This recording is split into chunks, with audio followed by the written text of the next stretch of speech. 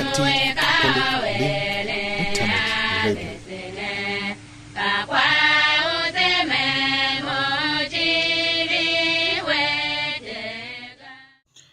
Ngana av kan Kristo msonechi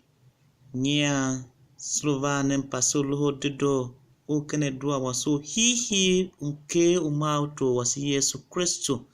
nyomichane shazo Father Matthew kwa tave yo seke nenato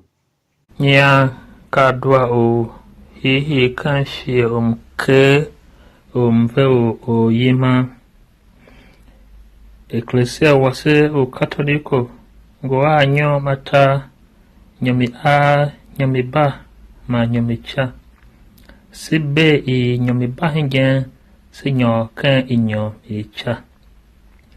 kam hi o inyo I cha neyo yesu kana beseye se Quran se lupev shawana bahide bese singoho onyo kawakan ovanya kawayo oti shoye kawakani he holo akpa kuwe yesu nguhiden va na ha agba pese wayo singoho on ma iyo iwa shamgoho o Yesu Kristo na ka iyo iwa ke jijingi ka kwa ukyondo ma chinka fatega semba gan hingianka kwa ukyondo ma kwa yansoro hakwa ukili mishe kase udosuno shachu ka yambe ukyondo ikili mishiga mbaye budolama va uteve uongobe hachuka yambe ikyondo ikili mishiga iyo iwa semba Kristo ukan mve oyima ya ka iyo iwa kan jijingi ka usalon o mase kana ha shene Ecclesia alu yila se chi se da hime yongo a ondo manangane ase shana haya Ecclesia ngo kan shene ka shedo o men size person shao so o mase shao kan Yesu na vave siru wa shao go ho on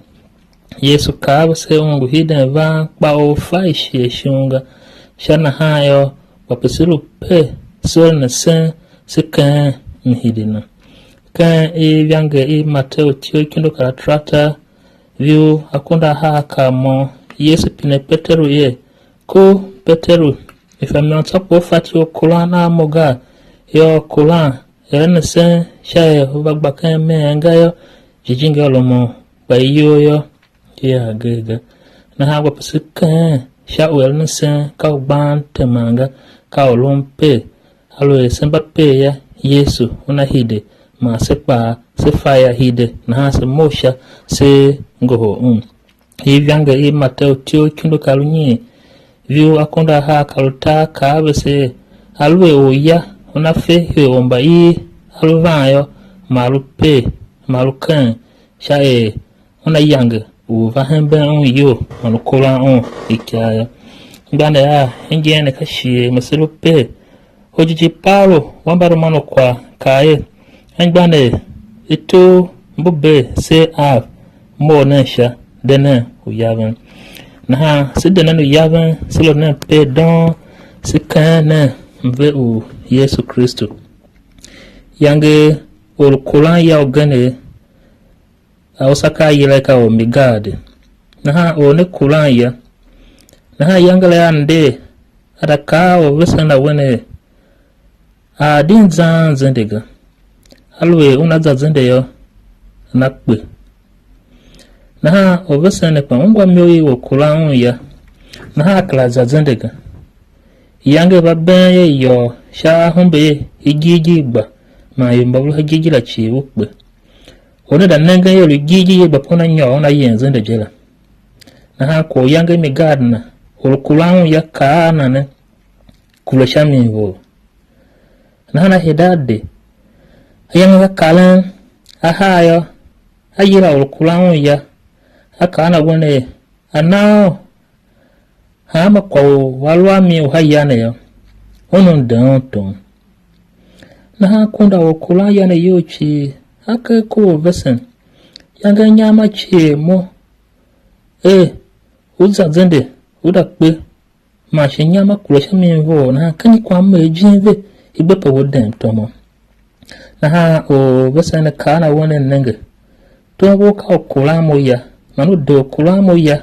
o hide ka gba ni ya o ya ben nyama chienwe ngo ela nton woga kana ha ndo ton